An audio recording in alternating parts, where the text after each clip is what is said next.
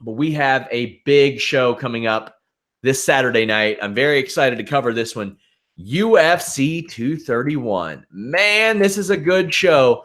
Presuming that the fights happen the way that they're supposed to. Let's go ahead and get into it. You got Max Holloway, Brian Ortega. This fight, it was supposed to happen several times. You have Max Holloway as a minus 125 over Brian Ortega. High-level fight. Max Holloway, who never pulled out of a fight in his career before this year, pulled out of 3 different fights. Within was 2.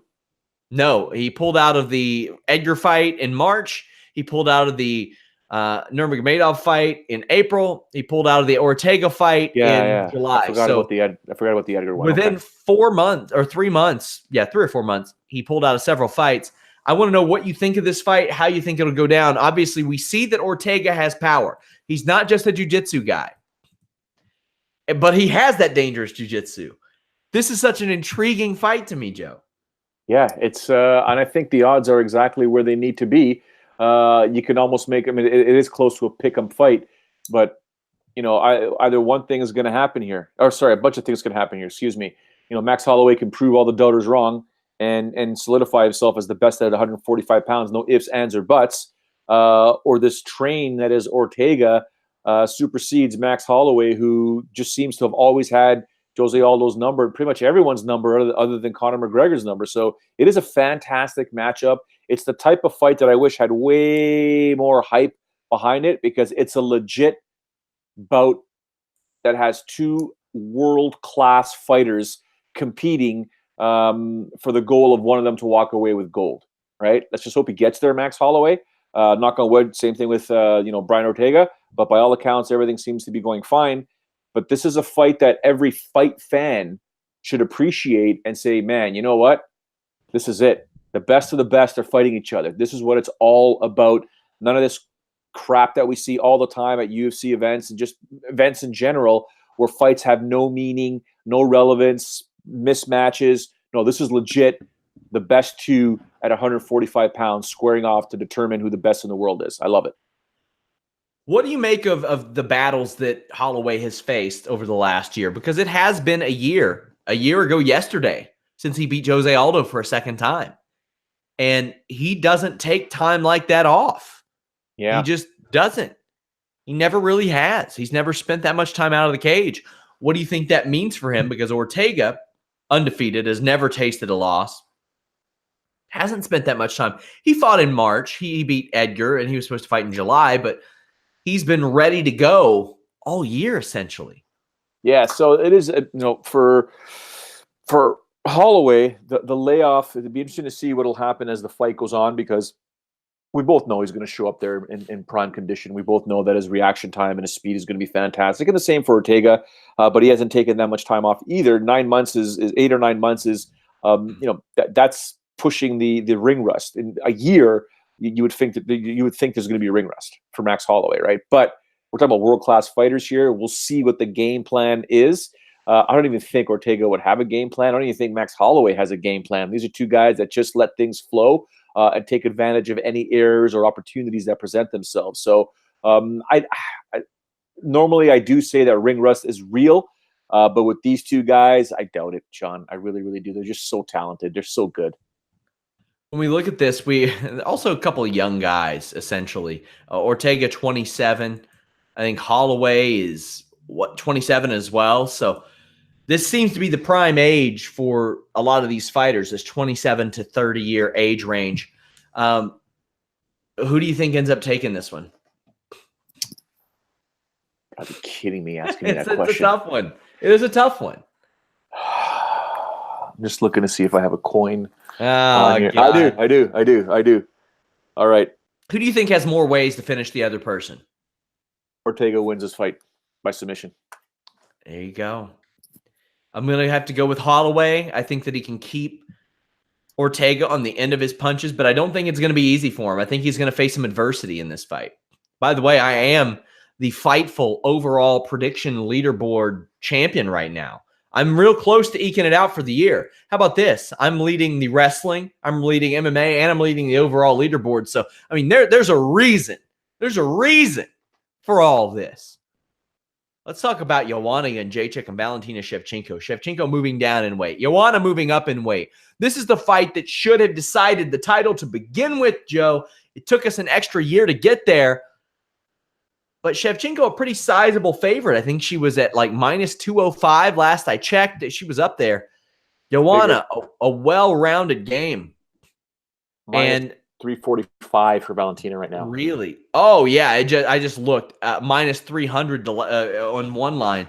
Boy, you better believe I got 5 on Joanna Jedrzejczyk.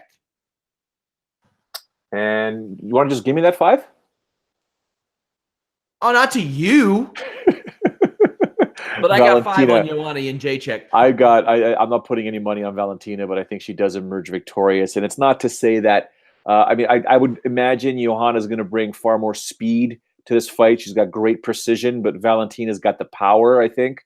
And I think that's going to be a bit of a difference, and we'll see what happens. I don't think Joanna will be able to take this fight anywhere than keeping the stand-up thing. Crazier things have happened in MMA. I just think Valentina will dictate where this fight's going to take place.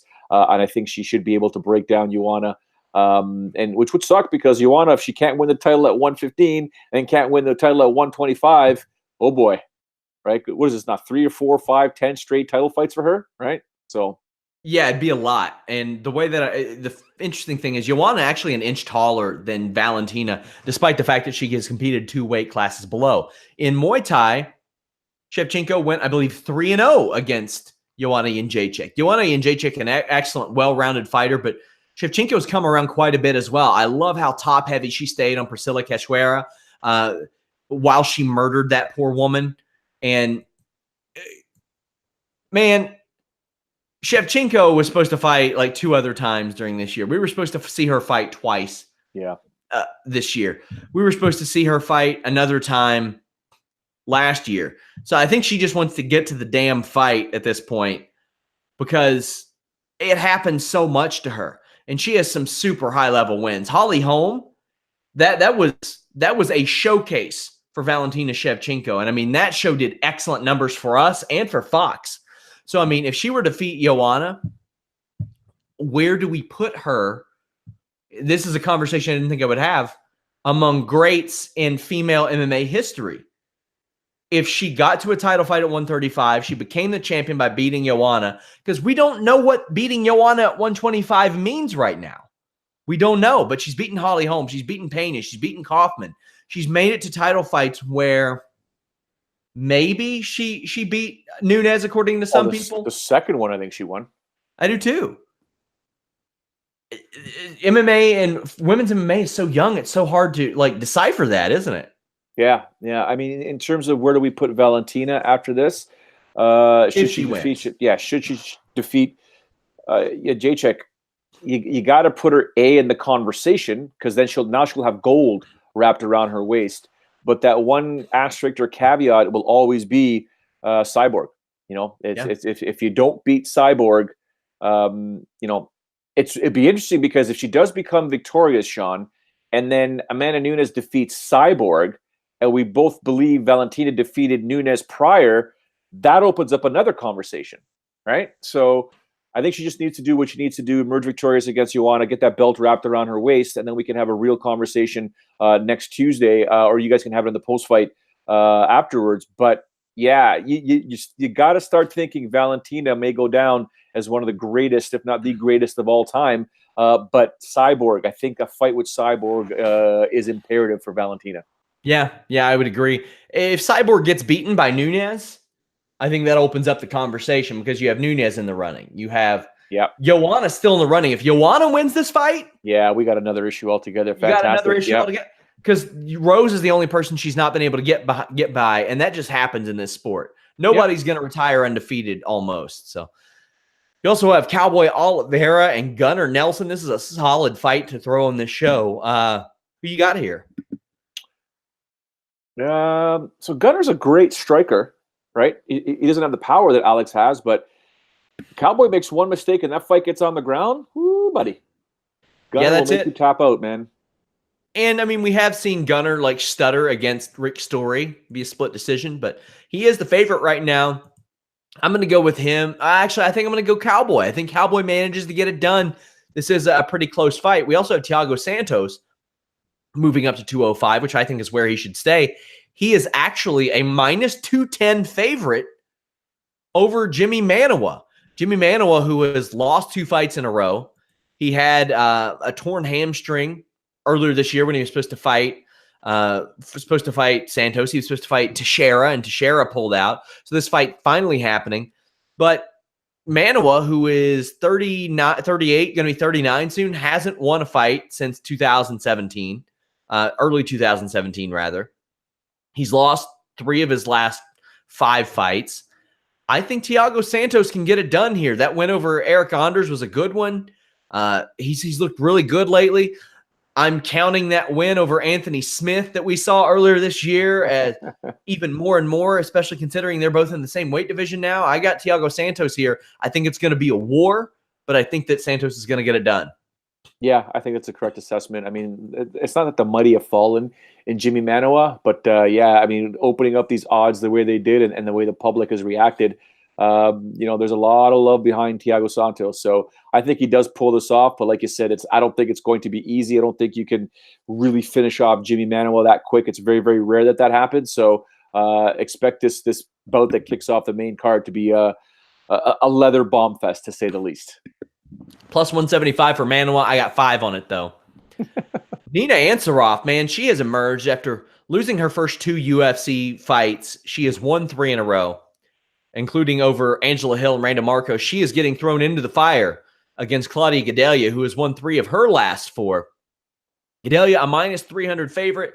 I'm going her. I think she takes Ansaroff down, muscles her to the ground. But, man, you don't want to get in the pocket with Claudia Gadelha either, because she can wreck faces. But I think that she's going to take Ansaroff down and control her on the ground. I do not have 5 on it. Usually I do in women's fights like this, where the distance is so wide. Not so much for this fight.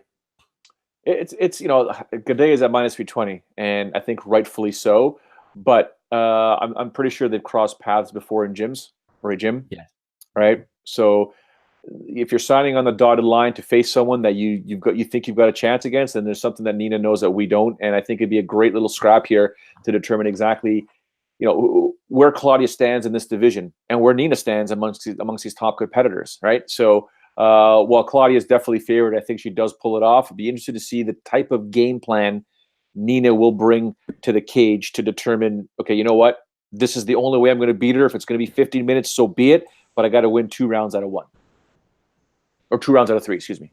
We have Jessica Ai, who has long screamed about her place in this flyweight division. Thus far, all good. She's 2-0 there, but she's facing the Katlyn Chookagian, who is very good. Not an exciting fighter.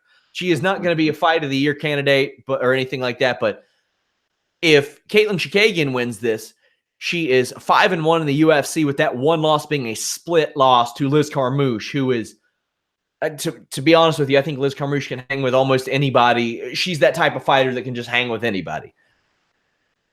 Jessica Ai is an underdog here. Chookagian, a minus 165 favorite. I think considering how scrappy Ai is, that's understandable, but I think that Chookagian plays the Chookagian game and points her to a victory. Yeah, I mean, the last time these two finished anyone was a very long time ago. Youth factor goes to Katlyn at 29 years old. So, and she's a brown belt under Henzo. So, got to give her some love on that. Katlyn Chookagian did stop Robbie Fox of Barstool Sports when they filmed a segment. He tried to scale the cage and leave, and she actually kicked him in the face and finished him. But other than that, it's been like 6 fights ago for her. And yeah, it's been a while. For Jessica Ai, I mean, besides the ear stoppage, that was 2014. But I got Chookagian there. Eric Anders, this is really confusing because it's Eric, ya boy Anders against ya boy, Elias Theodorou. Meanwhile, ya boy is given the predictions here. I don't know what to do. I mean, I assume that if Elias wins this, he is a Fightful alumni. He's fighting for my nickname here. I got shirts, man. I got shirts. So Eric Anders is a minus 125 favorite against Elias. But, man, Elias has a way of taking everybody out of their game. This is a super intriguing fight to me. If Anders can be aggressive, I think he beats Elias. But if he falls into Elias manipulating the game plan, I think Elias is getting the win here. Because Elias can make it ugly. When people get inside on him, he like throws back fists that don't make any sense. But then he wins fights. Yeah. I'm not going to pick against Elias. We all know that. So I'm going to go with Elias to pull off, to win at least 2 rounds to 1. I think round 1 will be the feel out round. I can't see him giving up too much in that round there, unless like you said, Eric gets aggressive. I look for Elias to pick up the pace in round number 2, and then in typical Elias fashion, we find him in trouble in round number 3, and then it's up to the judges to determine if he scored or won rounds 1 and 2 versus losing round 3. So we'll see. There are some interesting fights on this card. Bochniak, Dawodu, Gilbert Burns, Olivier, Aubin-Mercier. You have Rakic against Devin Clark. Any of the young fighters at 205 interest me. Matt Lopez moving up to bantamweight to fight Brad Katona. Tough winner. You have Chad Laprise and Diego Lima, and then you have Carlos Diego Ferreira against Jesse Ronson. Anything about those fights stand out to you as we wrap up? Yeah, I mean, I know Ronson and Laprise pretty well. I think Laprise emerges victorious, and I think Ronson's going to have a very, very difficult time. I also know Olivier Aubin-Mercier, but Gilbert Burns is not going to allow him. What do, Olivier? You're not going to take Gilbert Burns' back and choke him out, so you're in for a fight. That's for sure. So I'm obviously paying very close attention to those 3 Canadians.